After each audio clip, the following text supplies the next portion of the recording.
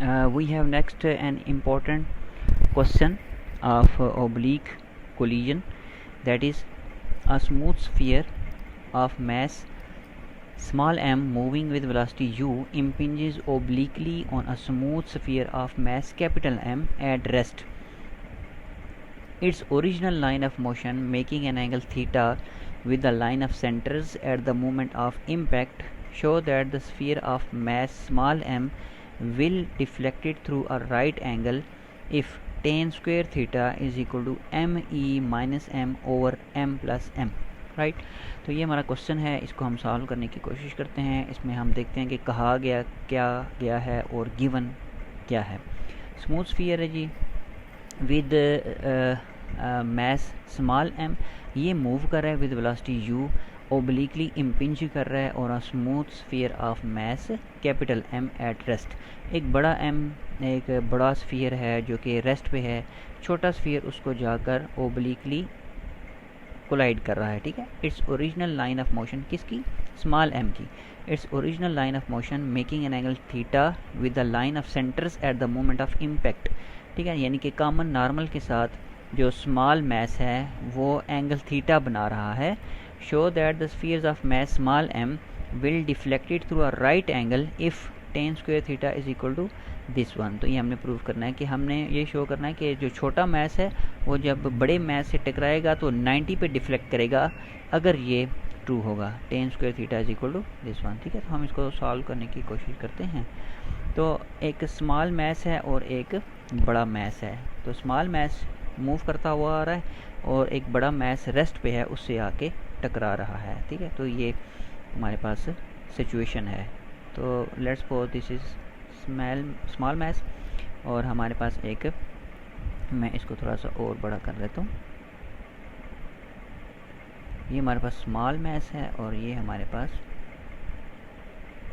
बड़ा मैस हो गया। ठीक है, तो ये इनके सेंटर्स हैं और ये लाइन जो है इनको ज्वाइन कर रही है सेंटर्स को, तो that is the common normal.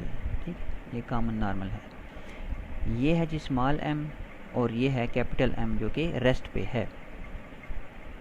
तो जो स्मॉल m है ये अगर अपनी वेलोसिटी के साथ आ रहा है और वेलोसिटी कितनी दी हुई है u, राइट। स्मॉल m जो है वो u वेलोसिटी से मूव करता हुआ आ रहा है and making an angle theta, ये एंगल थीटा बना रहा है with the line of centres, right. तो लाइन ऑफ सेंटर्स ये होगी, यानी कि कॉमन नॉर्मल के साथ ये एंगल बना रहा है जी थीटा। ठीक है, अच्छा जी, उसके बाद वो कहता है कि इसके साथ वो आके टकराया, तो the show that the sphere of mass small m will deflect through a right angle. तो जब टकराने के बाद ये राइट एंगल पे, देखें असल इसकी डायरेक्शन जो थी वो ये होनी चाहिए थी, टकराने के बाद वो ऐसे आ रहा था अपनी ओरिजिनल डायरेक्शन के साथ, लेकिन वो कह रहा है कि ये बताएं कि ये राइट एंगल पे डिफ्लेक्ट कर जाएगा, ये इस तरह राइट एंगल पे ये डिफ्लेक्ट कर जाएगा अगर ये कंडीशन ट्रू हो जाए, tan square theta is equal to this one. ठीक है, तो देखें अगर ये देखें ये राइट एंगल हो गया, this is right angle, right. ये 90 है, 90 पे डिफ्लेक्ट करना है इसने, तो अगर ये थीटा है तो ये फिर आपके ख्याल में क्या होगा, ये भी थीटा ही होगा। ठीक है, ये क्रॉसपॉन्डिंग एंगल्स बन गए, ये ऊपर वाला थीटा है तो नीचे वाला भी थीटा ही होगा। तो हम कहते हैं कि ये जो डिफ्लेक्शन के बाद जो उसकी वेलोसिटी होगी वो लेट्स सपोज कि v1 है, तो v1 जो है ये लाइन ऑफ सेंटर्स के साथ जो एंगल बना रहा है वो फिर क्या बना रहा है 90 एक और थीटा एक, that is 90 plus theta, right. तो हम लिखेंगे since u makes angle theta with line of centers,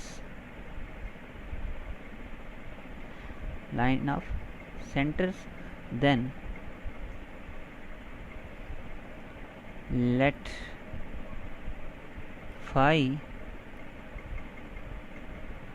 be the angle of v1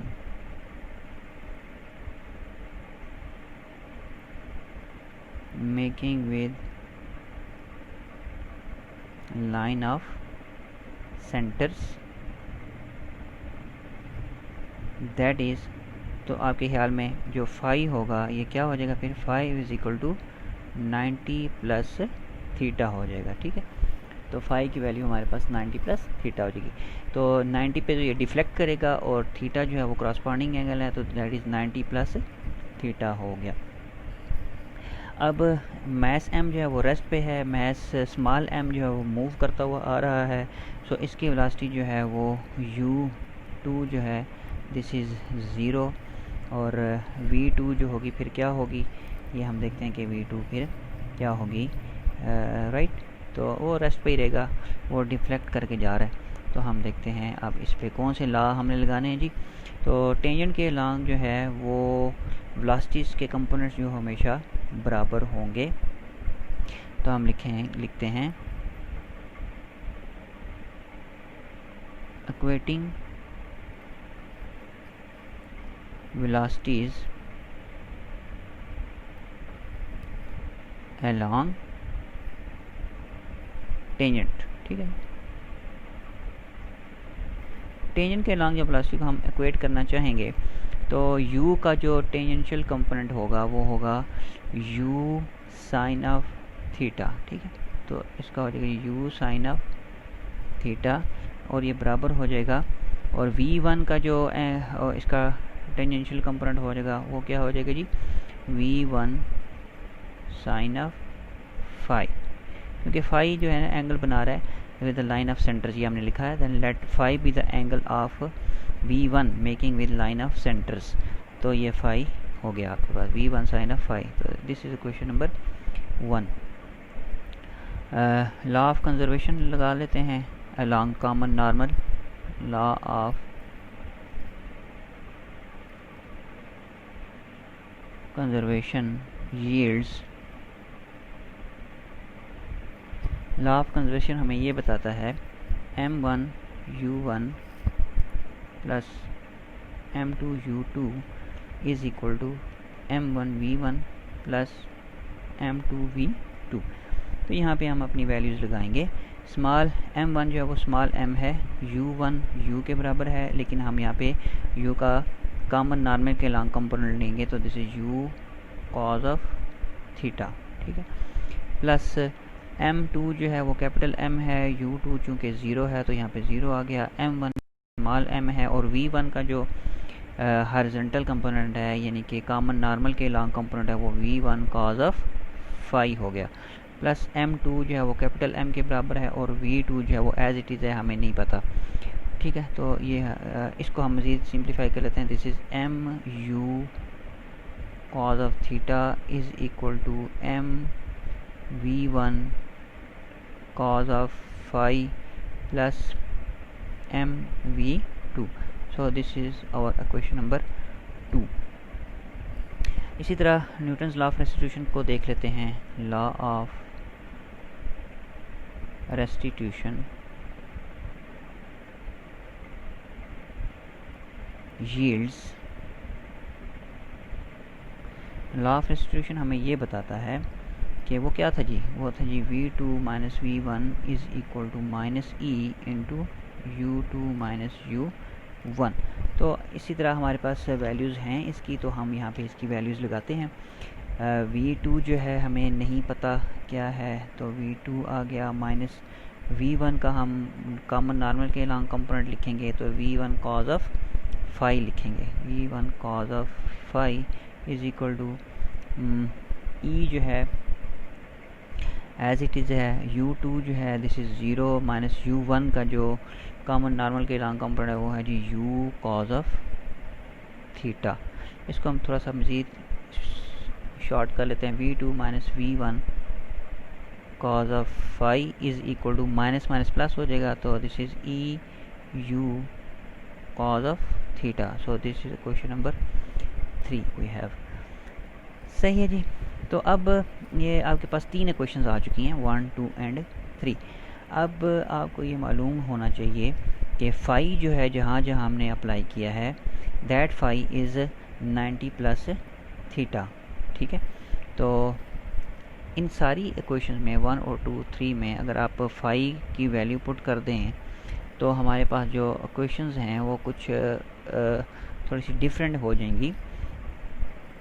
तो हम लिखेंगे for phi is equal to 90 plus theta, question 1 2 and 3 implies.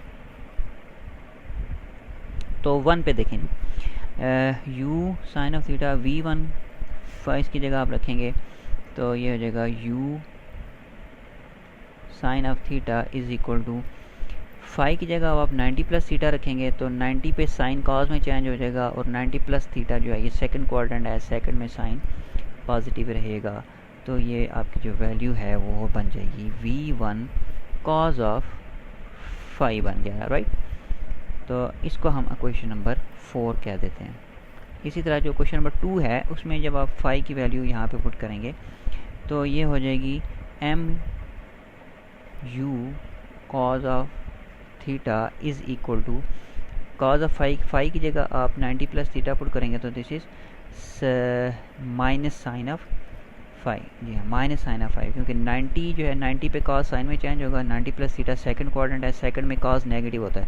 तो this is minus m v1 sine of phi plus m v2, ठीक है। अच्छा, ये जो step मैं ये करूँ आप यहाँ पे भी कर सकते हैं। 1 जब क्वेश्चन लिखेंगे तो फाई की वैल्यू यहाँ पे पुट करें और यहाँ पे ये काम हो सकता है, ठीक है।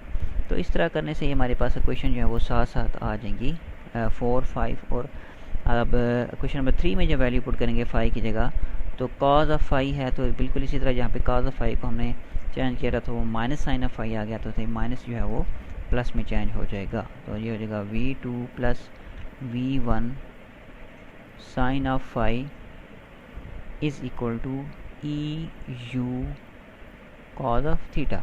तो दिस इज क्वेश्चन नंबर 6। तो 4 5 एंड 6 आपके पास जो न्यू इक्वेशंस हैं वो आ चुकी हैं।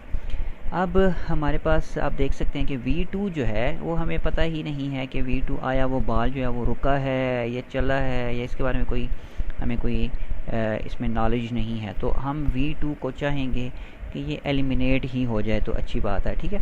तो v2 की वैल्यू क्वेश्चन नंबर 6 से हम निकाल सकते हैं और v2 की वैल्यू क्वेश्चन नंबर 5 में पुट करेंगे तो आपके पास क्वेश्चन नंबर 5 से v2 जो है वो एलिमिनेट हो जाएगा, ठीक है। तो 6 implies v2 is equal to e u cos of theta minus v1 sine of phi, ये आ गया। और इसको आप पुट कर दें, पुट इन 5, क्वेश्चन नंबर 5 में इसको पुट कर दें। तो क्वेश्चन नंबर 5 में सिर्फ आप v2 की जगह ये वैल्यू पुट करेंगे, बाकी सारा ऐसे ही रहेगा। This is m u cos of theta is equal to minus m v1 sine of phi plus, जब देखें v2 की जगह हम ये सारी वैल्यू पुट करेंगे तो बेसिकली कैपिटल M इन दोनों से मल्टीप्लाई हो रहा है, तो हम इसको मल्टीप्लाई करके लिखेंगे m e u cos of theta minus m v1 sine of phi, ठीक है। तो ये हमने इसको मल्टीप्लाई करके लिख दिया, ओके जी। अब आप देख सकते हैं कि cos of theta and cos of theta ये दोनों टर्म्स कॉज ऑफ थीटा की हैं, sine of phi and sine of phi, तो ये दोनों टर्म्स जो हैं वो साइन ऑफ फाई की हैं, ठीक है। सॉरी, ये 90 प्लस थीटा जब हमने पुट किया था फाई की जगह 90 प्लस थीटा हमने पुट किया था तो क्वेश्चन नंबर 4 में ये यहाँ पे मैंने फाई लिख दिया फिर से, तो ये थीटा था यहाँ पे जी, सॉरी ये यहाँ पे थीटा आ गया, राइट। तो फाई जहाँ जहाँ था वहाँ पे थीटा आना चाहिए था, तो मैंने दोबारा से उसको फाई लिख दिया साइन ऑफ थीटा, तो यहाँ पे भी ये साइन ऑफ थीटा ही है। तो फाई तो आपको कहीं नज़र नहीं आएगा ना, क्योंकि हमने फाई की जगह 90 प्लस थीटा रख दिया था। तो फाई जहाँ जहाँ नज़र आ रहा है वहाँ पे बेसिकली थीटा ही होगा, ये जी। तो ये देखें, this is cos of theta, this is cos of theta, sine theta and sine theta, ये दोनों कंबाइन हम कर सकते हैं। तो this is m u cos of theta इसको आप इधर ले आए तो minus m e u cos of theta is equal to minus m v one sine of theta minus capital M v one sine of theta. ठीक है जी। तो अगर हम यहाँ से साइन थीटा और कॉस थीटा जो है वो कॉमन ले सकते हैं। कॉस थीटा यहाँ से कॉमन आ गया, ये आ गया जी m u minus m e u is equal to sine theta common अगर ले लें आप तो यहाँ से बनेगा minus m v one minus capital M v one. ठीक है, तो इसको हम अपनी मर्ज़ी से फिर पॉजिटिव कर सकते हैं, राइट। तो हम इसको माइनस को पॉजिटिव कर सकते हैं, ठीक है। और ये माइनस जो है इधर शिफ्ट हो जाएगा, माइनस यहाँ से कॉमन लें, माइनस इधर शिफ्ट कर दें और ये साइन जो आपस में इंटरचेंज हो जाएंगे। तो मैं साइन वाले को पहले लिख रहा हूँ, sine theta into m v one plus m v one is equal to cos theta. और देखिए मैं इनके साइन चेंज करने लगा हूँ, this is m e u minus m u, right.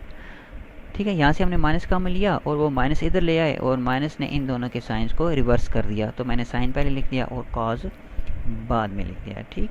तो अब हमारे पास यहाँ से v1 भी कॉमन है और यहाँ से u भी कॉमन है। तो हम अगर हम यहाँ से ऐसे कर लें कि v1 भी कॉमन ले लें तो v1 साइन ऑफ थीटा और बाकी क्या बचेगा m plus capital M is equal to, अगर हम यहाँ से u भी कॉमन ले लें तो u cos of theta m e minus m, ये आपके पास बचेगा।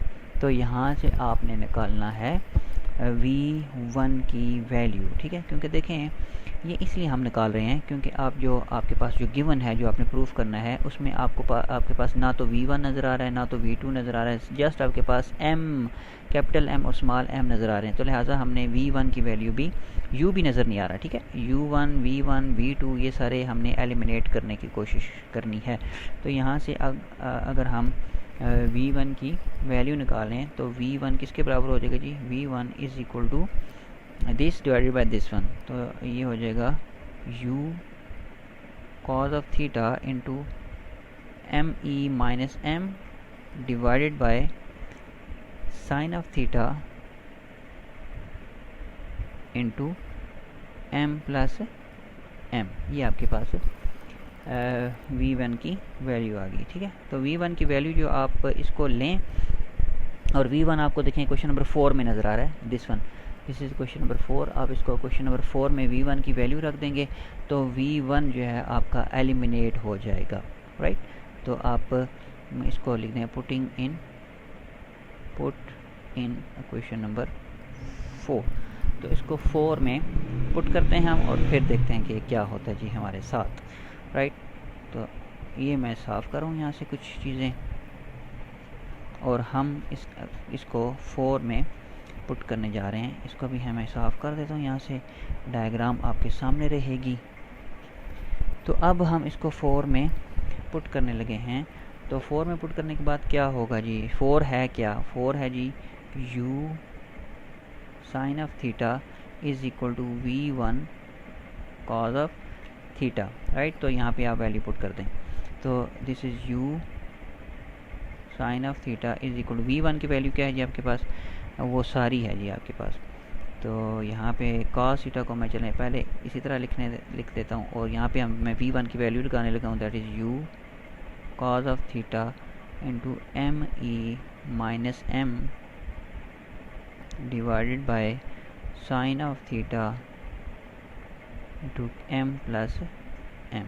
तो ये आपके पास आ गई, ठीक है। इसको थोड़ा सा और मिनिमाइज़ कर लेते हैं, this is u sine of theta is equal to u cos square theta into m e minus m divided by sine theta into m plus m. ये आ गया जी, ठीक है। तो देखें u दोनों तरफ है, u यहाँ से कैंसिल हो गया, इसका मतलब है u हमने एलिमिनेट कर लिया। तो u एलिमिनेट कर लिया तो बाकी इसको क्रॉस मल्टीप्लाई कर दें तो ये क्या हो जाएगा जी, क्रॉस मल्टीप्लाई करने के बाद sine multiply by sine is sine square theta is into m plus m is equal to cos square theta into m e minus m, ये आ गया। तो साइन बाय कॉस टेन होता है, तो m प्लस m को इधर ले आएँ और कॉस को इधर ले जाएं, तो this is sine square theta over cos square theta is equal to यहाँ पे आ जाएगा m e minus m over, ये इधर नीचे डिवाइड हो गया m प्लस m। तो साइन बाय कॉस जो होता है ये टेन स्केयर थीटा हो गया which is equal to m e minus m divided by m plus m। तो यही हमारा रिक्वायर्ड आंसर था कि उसने कहा था कि अगर ये कंडीशन आप ट्रू कर लेते हैं, ये कंडीशन आप निकाल लेते हैं, तो उसका मतलब ये होगा कि जो m है, स्मॉल m जो है वो 90 पे डिफ्लेक्ट कर जाएगा। तो इसका मतलब है ये हमने इसको 90 पे डिफ्लेक्ट तो कर लिया था, लेकिन ये कंडीशन रह गई थी। तो 90 पे डिफ्लेक्ट करने का मतलब यह है कि हमने phi is equal to 90 plus theta लिख लिया था, यानी कि हमने इसको 90 पे डिफ्लेक्शन दे दी थी।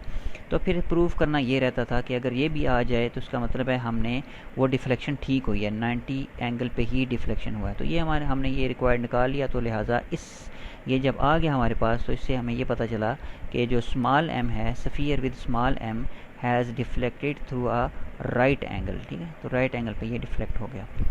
Thank you.